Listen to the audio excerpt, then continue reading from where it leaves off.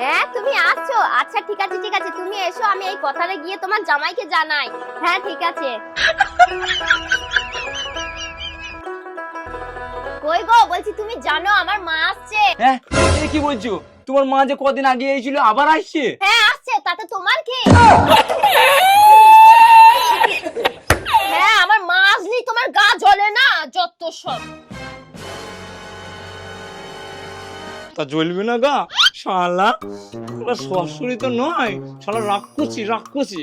যখনই আসবে শুধু শুধু ফরমাইশ করবে, আজকে মাংস নিয়ে আসো গা, আজকে ডিম নিয়ে আসো গা, আজকে মাছ নিয়ে আসো গা। পেট তো নয় যেন কালীগঞ্জের হাট।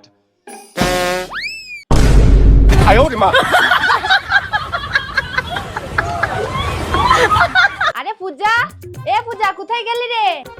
আরে মা তুমি চলে এসছো? হ্যাঁ রে মা, এদনে মিষ্টিটা নে। আবার মিষ্টি আনার কি দরকার ছিল? তা নিয়ে আসতে হবে না, জামাই বাড়ি এসেছি। আরে সে না হয় বুঝলাম, কিন্তু ফালতু ফালতু পয়সা তো খরচা হয়ে গেল। আরে মা তুই ও চিন্তা করিস না, পরশুদিন তোর মামা এসেছিল এই মিষ্টিটা নিয়ে। তুই তো জানিস আমাদের বাড়িতে কেউ মিষ্টি খায় না, পরে পরে নষ্ট হবে, তাই ভাবলাম জামাই বাড়ি নিয়ে যাই। ও আচ্ছা আচ্ছা আচ্ছা। আরে মা বলছি জামাই কই, জামাইকে কই দেখতে পাচ্ছি না তো। আরে মা জামাই দেখো ওই ভিতরে আছে, তুমি যাও, আমি মিষ্টিটা রেখে আসছি। আচ্ছা ঠিক আছে। রে বাবা জামাই, ও জামাই।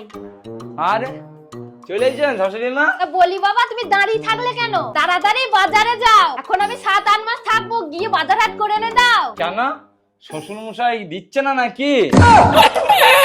আরে কি বললে তুমি? মানে ওই ওই বলছি যে বাজার হাট শ্বশুর মশাই করে দিচ্ছে না নাকি?